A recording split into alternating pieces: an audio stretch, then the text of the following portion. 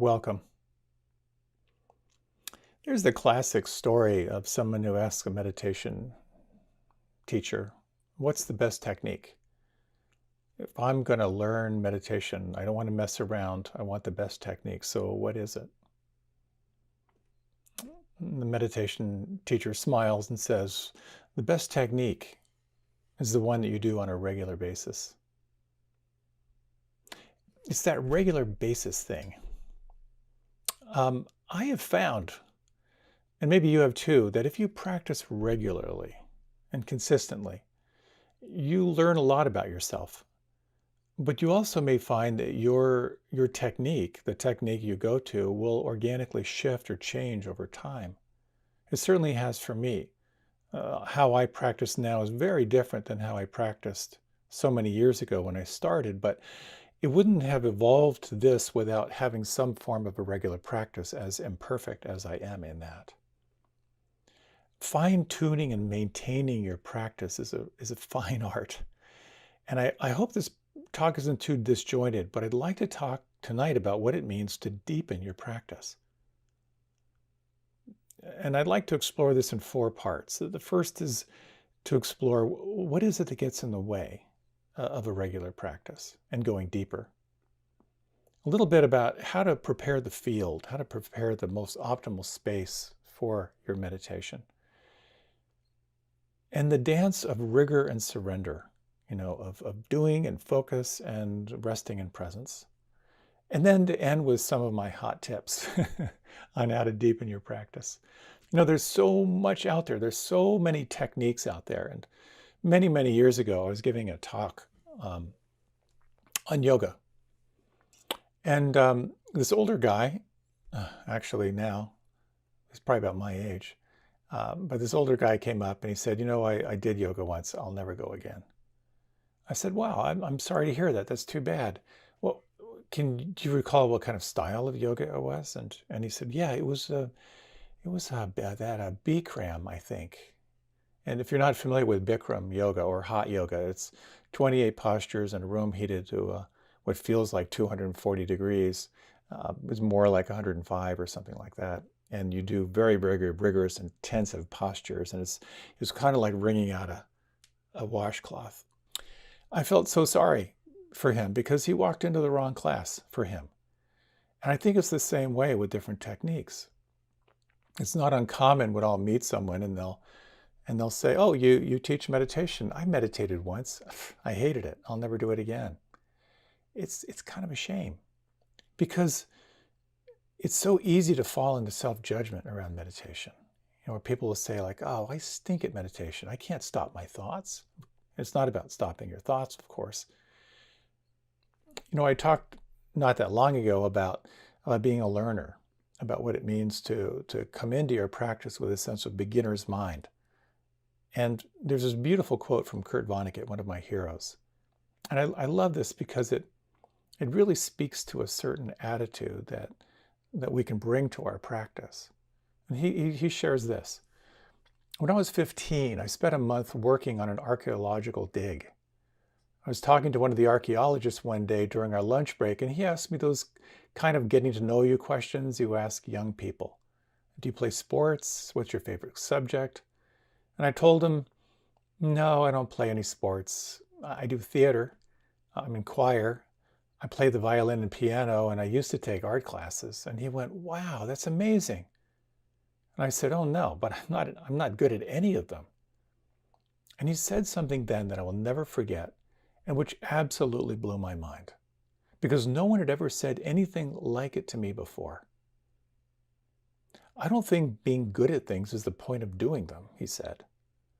I think you've got all these wonderful experiences with different skills, and that all teaches you things and makes you an interesting person, no matter how well you do them. And that honestly changed my life, because I went from a failure, someone who hadn't been talented enough at anything to excel, to someone who did things because I enjoyed them. I've been raised in such an achievement-oriented environment, so inundated with the myth of talent, that I thought it was only worth doing things if I could win at them. And I think this is a helpful attitude when it comes to cultivating a mindfulness practice. As Stephen Levine famously said, meditation is one insult after another.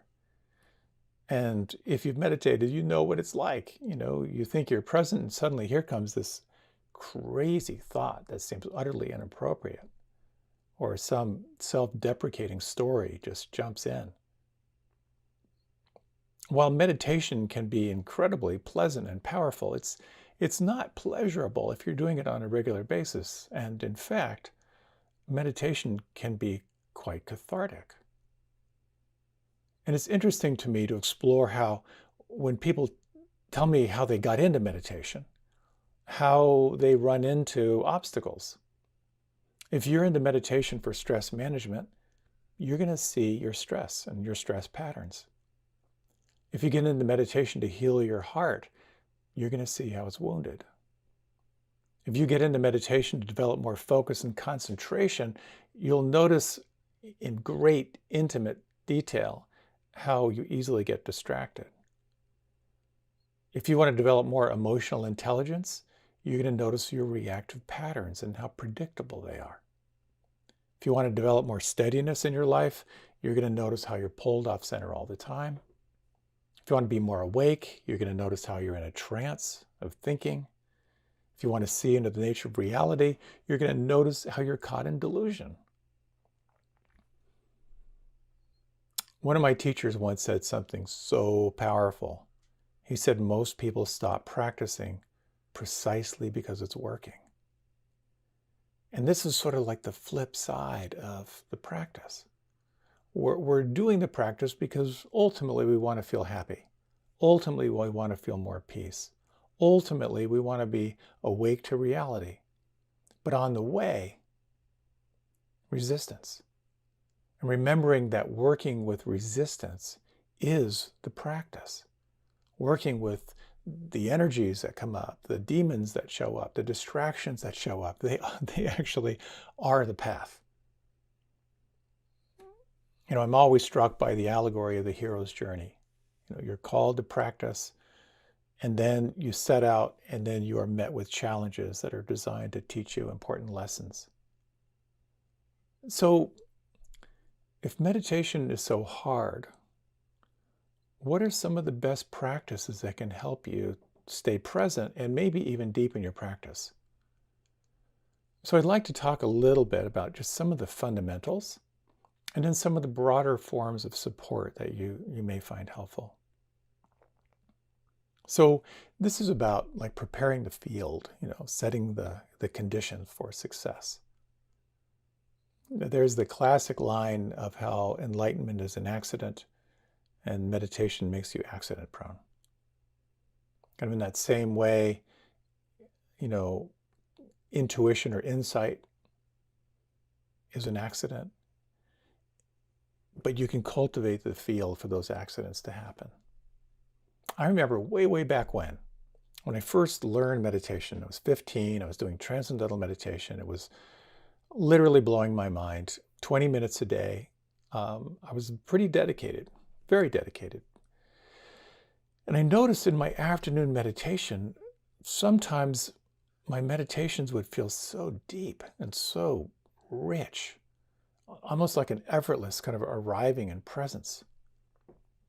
And I couldn't figure out why some were so much better than others until finally I realized that the meditations that felt so much more rich and almost effortless were preceded by some kind of a workout, something really physical and in my body.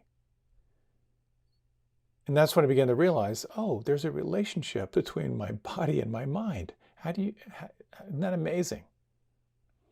If the body has released some of the core stress, chances are you're going to be more available to not only feel the release of that stress internally, but you'll be more available to the subtlety of your experience as it's arising. And later, as I did a deep dive into yoga and some of the different yoga systems and yoga philosophy, I was very informed by the principles of Raja Yoga.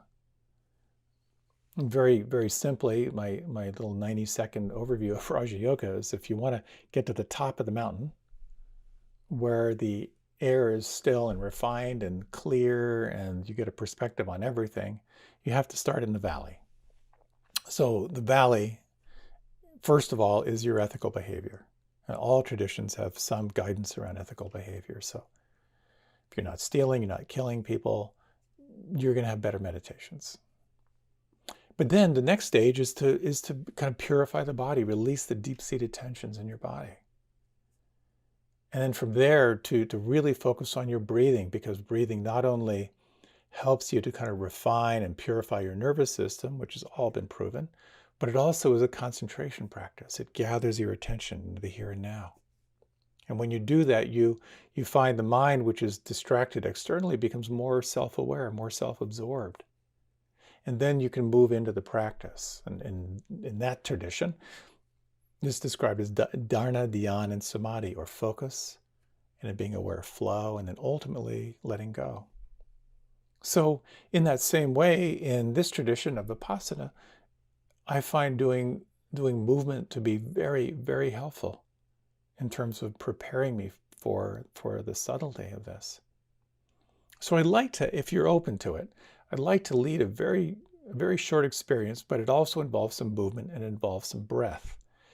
If you have any issues around high blood pressure, you might want to do this either very gently or don't do it. And normally in this particular technique, you do a number of rounds, but I just want to offer a little taste of what this is like. And what we're going to do, you may not be able to see this on my video, but you're going to reach your arms up overhead. And then as you exhale, you're going to make your hands into like light fists and then just draw your elbows down by your side and exhale. So you inhale up, exhale, inhale up, exhale, inhale up. You can exhale through the mouth. We'll do that for now, many variations. Reach up, exhale. Do this 3 more times. Inhale, exhale. A little more vigorous. Inhale, exhale, inhale, exhale, inhale, and just hold the breath for just a moment. Now release the breath. Keep your arms up overhead. Feel if there's any tingling or pulse or vibration in the arms. And slowly now let the arms begin to float down. If you like, you can close your eyes. Feel all the aliveness inside. Any sense of pulse or tingling.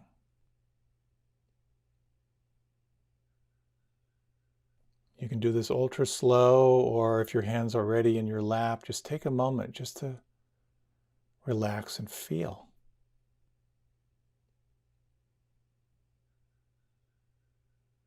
And you may notice that this movement may have stirred up a little bit of energy. There's some aliveness inside, and now the mind is more aware of that sensation and is really arriving more in the here and now.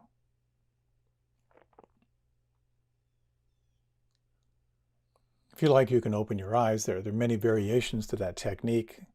I often will start very slow, go a little more vigorous, and do it like in 3 rounds. You can exhale through the nose, etc. But primarily, any kind of movement can be very helpful. And notice if after going for a walk or doing a little yoga or working out, its impact on your meditation practice. So releasing deep-seated tensions is really, really helpful for preparing the field. It's also very helpful to be aware of your posture. Posture makes a big, big, big difference, I find. You want to find a posture that's going to feel aligned. As one teacher said, the spine is kind of like a highway. If you're slumped or you're leaning back, it's like driving on a country road. You got to take it slow around the corners. If it's aligned, it's more like a highway. I find sometimes relaxing here right along the occipital ridge and lengthening will sometimes release some really nice tension here. I also find, and if you've sit with me, I always find it helpful to do a body scan, just to notice where the tension is. You just have to feel it and notice it, and sometimes that softening will bring you a little more present.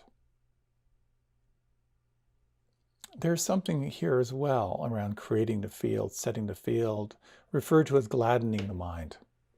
Something you can just reflect on that is going to open up a little more of a positive, alive, present state. It might be gratitude. And here you might think of one thing you're grateful for, but then notice where you feel it inside. Have a little somatic sense. When you think about that one thing you're grateful for, just take 3 breaths. And notice if there isn't a little bit of an internal shift. The issues are in the tissues. If you take a little bit of time, just a few moments, to think of something that you appreciate. Notice where you feel it. You're cultivating an optimal state. It might be a reflection on any moments of joy that you've had in meditation, or the fact that you have the luxury of taking this time to set aside your concerns to be fully present. Some people find, and you might even just try this, bring your hand to your heart and just let you know that right now you're safe and you're well.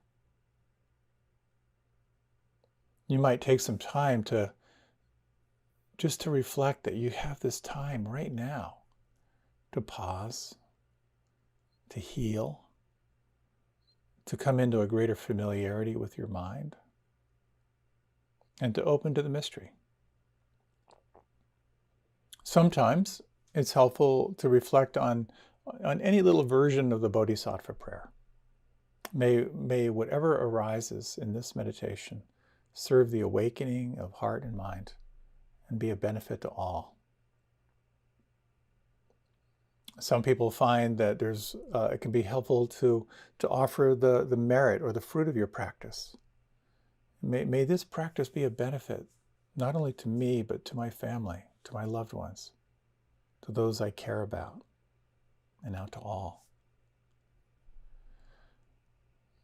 Now, I find in gladdening the mind, it's really challenging to keep it alive. Sometimes it becomes very rote, but it's the feeling of gratitude, the feeling of feeling safe, the feeling of the gift of taking this time to slow down and pause.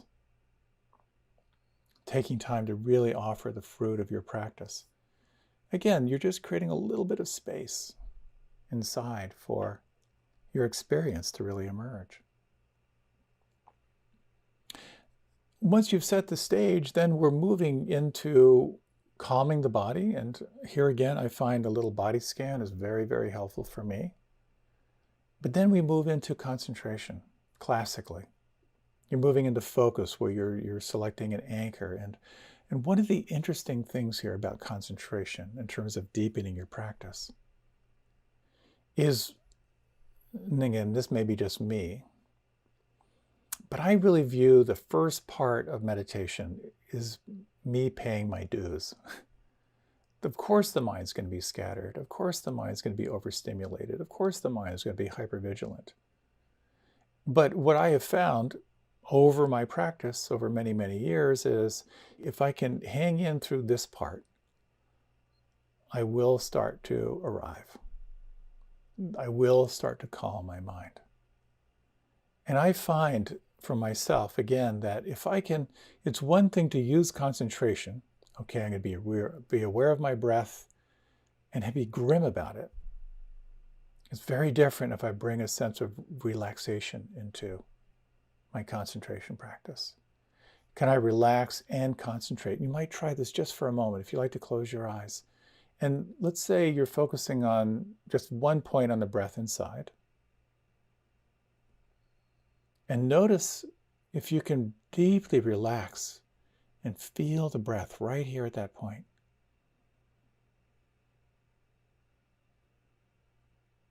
Can you sense the embracing of these two elements, where you're relaxed and focused? That can be a very powerful alchemy for cultivating a shift inside.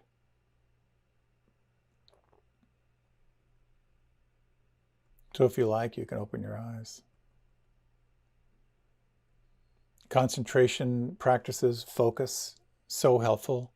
You're calming, you're gathering attention in the here and now, and then naturally your awareness will start to open into mindfulness, into non-judging awareness. You'll become more aware of what's changing, more aware of how you're relating to your experience. And here it's helpful to remember that the resistance is the practice. And here, one of the tools that you develop is the power of investigation. That if something is really, really strong and predominant, physical sensation, emotional turmoil, mental agitation, that in this practice of vipassana or insight meditation, you can, when it intuitively feels right for you, turn your attention from your anchor to investigate what's happening. So here we have the practice of rain to recognize. For example, let's say there's a feeling of sadness that's kind of just below the surface. The R, to recognize it. Can you just name it? Oh yes, oh, there's sadness here. The A, to reflect, can I allow it? Can I accept it? Can I make room for this? And then listen deeply, because sometimes you can't.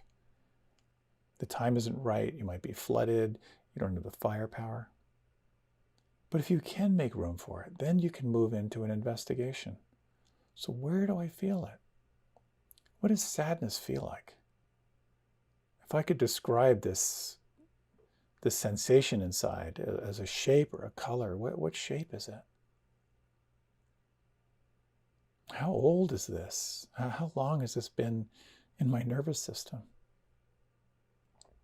This just getting familiar with is so powerful. And you may find it'll kind of shift kind of on its own just by pouring awareness on it. But sometimes, quite often, the N part of that equation, to call on some kind of nourishing presence, some kind of loving presence, some empathy or kindness or compassion, you may find can be a very powerful kind of lubrication to allow it to move and shift and change.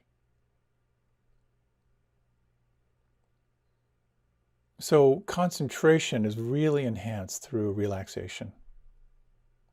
It can also be really enhanced through a sense of kindness.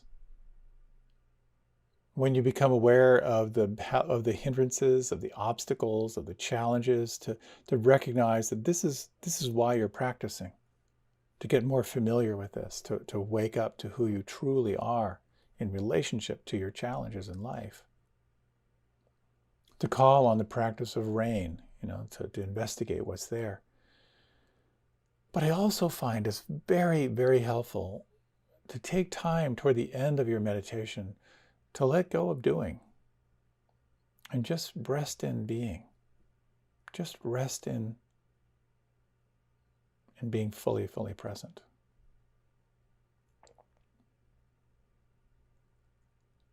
Quite often, and I know it's true for many, we don't have enough time. And so there's a tendency to sort of rush into your meditation practice. But I do find, just like Abraham Lincoln supposedly said, if he had 5 hours to chop down a tree, he would spend 4 hours sharpening his axe. In that same way, when it comes to meditation practice, taking time to prepare the field can be a great investment. Time it after you've done some movement. Take some time to reflect on gratitude or appreciation. Take some time to really calm the mind, to scan the body, deeply relax, and then take that relaxation, flow into concentration and into mindfulness. Take time to rest. And inevitably, your practice is going to take you to a recognition that it's all about balance. One of the most impactful teachings in the Buddhist tradition is this teaching of the middle way. Neither too tight nor too loose, like tuning a guitar, just getting it just right. And that just right is a moving target. So what you'll find in your practice is that you're going to have to balance rigor, resilience, focus, concentration, along with relaxation and allowing and surrender. And again, that'll be specific for you. There's no one teaching that's going to lay it all out for you. Although there are plenty of traditions that say they know. I remember many, many years ago, there was one particular yoga teacher who taught in a very rigorous tradition. And he had been deeply involved in this tradition for, I don't know, maybe 15 years or so. I asked him what his inspiration was. And he said, my guru said to me that I should do this technique for 20 years and then evaluate. And that's what I'm going to do. That's rigor and resilience. And in that tradition, there's a lot of mundane grind. There's a lot of strength developing, a lot of routines, a lot of really putting in your time. And in that same way, in meditation, it's not that sexy. A lot of our time in meditation is the practice of arriving and gathering. And many times we want to kind of move beyond the kind of the weightlifting part of the practice and kind of get to the fruit. But quite often, an integral part of the practice is learning how to re-arrive, training the mind to come into the here and now. And what I've found, unfortunately, because I'm definitely someone who loves the lights and rainbows. But what I have found is that when I take that time to really focus, to re-arrive, to develop that discipline of here and now, there's tremendous fruit down the road in my practice. And of course, different traditions say different things. But I find it's a question of balance. And quite often, and I think for many of us, because we're so overstimulated in this culture, that concentration practices have a huge value, just a huge value. So this balance of rigor and surrender becomes really, really critical. It's very easy for many people to kind of slide into the sense that meditation is all about just watching the breath. And indeed, just watching the breath will take you into very, very profound places. And as I mentioned earlier, if you do just one practice, it will continue to evolve. Other traditions say, really, it's all about not trying. It's just about opening in the presence. But what model you might consider is how. When you can set the field in your practice, and you take that time to gather and concentrate, that there is a natural arising from concentration, and you don't have to even make it happen, that you start to become aware of foreground and background in your practice. Oh, here's my breath, but I'm getting so relaxed and so aware now that I can actually be aware of my breath and be aware of the background. So there's a movement from concentration to mindfulness. That sense of, as I say quite often, that seat of the witness, where suddenly you're more aware of everything that's changing. And this becomes a very powerful part of the practice, to be the witness or be the observer of change. And here, you begin to recognize what's happening as it's happening, which is concentration. But then you become more aware of the filter through which you're perceiving. And that is a practice of liberation. You begin to notice how the filter through which you're perceiving will be colored by either wanting or some form of aversion of not wanting, or kind of a third flavor of confusion. You're not even sure what it is. And so you begin to see your patterns. You begin to see all of your conditioning of how you relate to life, your patterns of avoidance, your patterns of desire, your patterns of sort of tuning out or confusion. And we can hang out at this level for a long time. Lifetimes, I think. But then there's something beyond just being the witness of your experience. And it's said so beautifully by Sri Nisargadatta, who said, you move from being the witness to sensing the light behind the witness. What does that mean? To be aware of the light behind the witness. For some, that's a sense of the mystery. For some, that's a sense of the of the space in which everything and anything can arrive and change and pass away. And so this exquisite balance of rigor and surrender will organically arrive if you simply can sustain some kind of a regular meditation. And this is the power of being on retreat and doing intensive practice, where you're being very, very rigorous. What you'll find is that, at least what I find, is I have two forms of practice. I have what I call my maintenance practice, which is what I do on a regular basis, which usually ensures I'll be okay at the end of the day. And then the transformational stuff, and I'll talk about that in a little bit. But the question becomes, what is that level of resilience that you can embrace in your life? What could you do on a regular basis? I'm really big into this whole thing on the minimum effective dose. You know, what's the smallest amount I can do for the maximum effect? And figuring out what you could commit to on a regular basis, because anything is better than nothing. Tara often says that she has a commitment to meditate every day. Every day. The caveat is she doesn't say how long. Sometimes it's just assume the position and move on, but it's having that in your awareness. And I have found, as I'm trying to do writing, this one phrase that if you desert art for one day, art will desert you for 3. There's a certain rigor that's required. And so your practice, as you cultivate your practice, is just trusting that you'll become more aware of when it's time to lean in, when it's time to kind of call on resilience and focus and application, and when it's time to lay back. But any one of these practices, whether it's focus or concentration or mindfulness, or maybe more emphasis on yoga, if that's your practice, it's trusting that if you do it on a regular basis, any one of these practices are like pearls on a string of pearls. If you lift up one pearl, the rest will come with them. So there's a powerful element here around doing something every day, some ritual every day that's a reminder for you. But then there's lots of other things you can do that can support your practice, and I want to mention just a few of them before we close. One of them is really powerful, and that is taking time for intensive practice.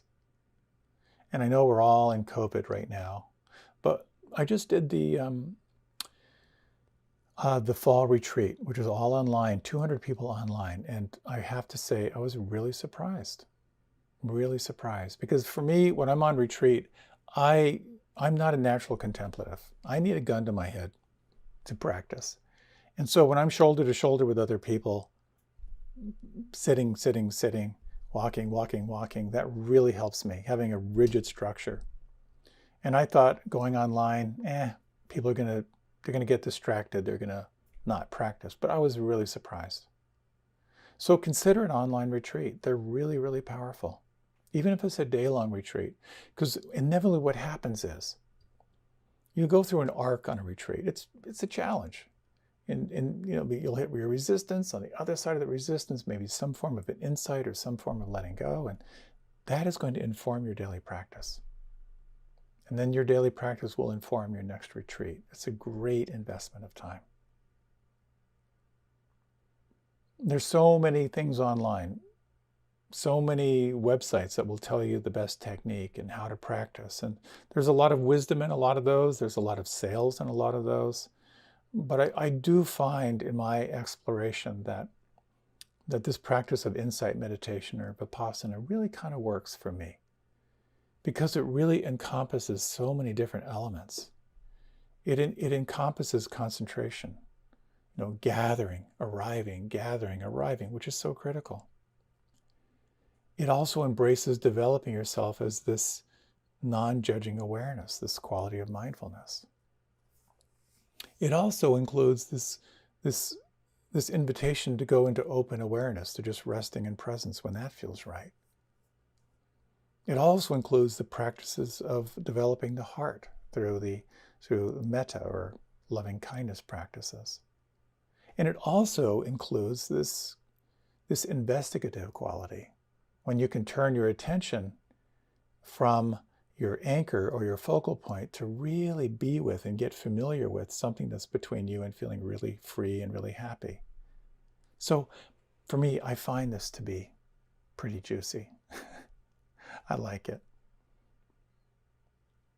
Ultimately, as the Buddha allegedly said, you have to be a light unto yourself. You have to take responsibility for your own path and your own awakening.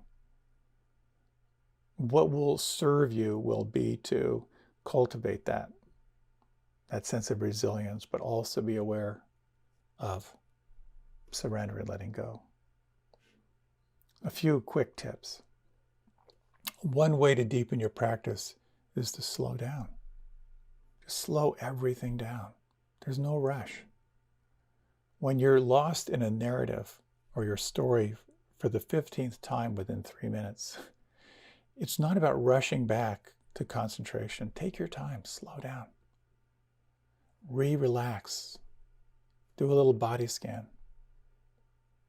Feel the breath gently come into your anchor. There's a beautiful saying, if you slow down twice as much, you'll notice twice as much. And sometimes this is a great exercise. I certainly don't do it all the time, but if I'm just walking to my car, let me do this at 50% speed. Suddenly everything becomes a little bit more aware. One teacher told the story of how he was on a retreat doing walking meditation, and he decided to walk very, very slow. And he had this really powerful absorption experience of just feeling his whole body in slow motion moving through space and feeling utterly awake and alive. And then suddenly a thought came in, I must look so cool right now. We flip in and out of presence and mind. Now, here's a thought that for some people really, really works. Some people hate it. It's back to that phrase, you can manage what you measure. Consider keeping a journal. Just writing how long you sat, what you noticed. Do that on a regular basis. Just jot down. And you may find just by keeping score, if you will, that this can be really, really helpful. It's a way of maintaining practice. Perhaps the best thing you can do, and it's why I stayed in the spiritual community for as many decades as I did, is drawing on community. Having a practice partner or 2 or 3. Someone who also wants to really engage into a practice. And one of the most successful techniques there is set up a little text group. And every day after your meditation, you just send a text saying how long you sat and maybe a word or 2 of what it was like. No one is obligated to respond. But if there's someone out there knowing that you're practicing, that's kind of expecting a text, that might just kick you over that edge of resistance. IMCW, the Insight Meditation Community of Washington, has these spiritual friends groups, which are a way to kind of connect around your practice. They can be super, super helpful. And even coming into an online community like we are right now can be helpful to know there are other people out there that are practicing. Another element that I have found really, really helpful, and this has to do with the gathering practice of concentration, is to explore what it's like that when you concentrate, you're also simultaneously relaxing. That has made a big difference for me. And we'll do a little meditation at the end to kind of reinforce this, that if your awareness is on breath, can you relax as you feel the breath right now? And that can be this invitation to really, really kind of drop in, to recognize that this is not about stopping the mind, that this is a practice of starting again and again and again, to re-arrive and receive the moment. Another element, and again, this is all to be held in balance, is to use study, reading. So powerful. Because when you read about meditation, when you read about these practices, what you will find is that you will begin to recognize those words from the inside. You'll resonate with those words because you've experienced them. So finding the right books that support you, so juicy. But again, if all you're doing is reading without practice, none of those books come with any experience. So finding the balance of reading, and I love reading some of the classical stuff. The Satipatthana Sutta by Joseph Goldstein's really interesting. It looks so dense, but when you read it, you'll begin to recognize it from the inside, which is so powerful. And finally, one of the most powerful ways is to reflect on the why of meditation. Why are you practicing? And what I find is, when you reflect on the why, it begins to open you into more of an emotional space, more into kind of the passion side of things, which we don't really necessarily associate with meditation. But when I think about it, why am I practicing? I want to be awake for this life. I want to be as present as I can be to this life. I really want to know what it means to be truly happy without external conditions. That keeps me juiced. I'm aware of our time. We have just a few minutes, so why don't we close with just a short little reflection. If you like, you can close your eyes. And you might slow down your breath. And when you sense meditation, your practice, what it means to you, why is this important? And just sense if you can find some words that for you resonate. Why is your practice important to you?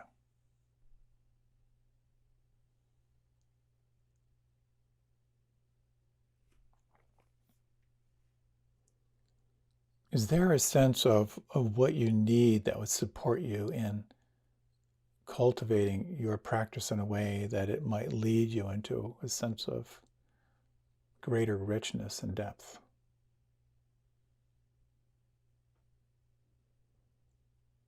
And if you had that support, what would that feel like? What would that be like?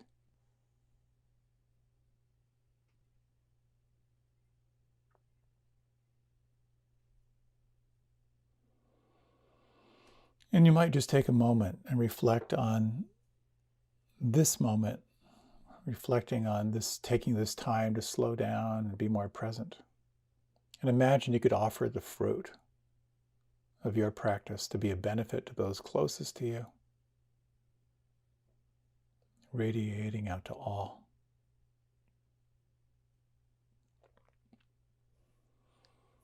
And if you like, you can deepen your breath and you can open your eyes.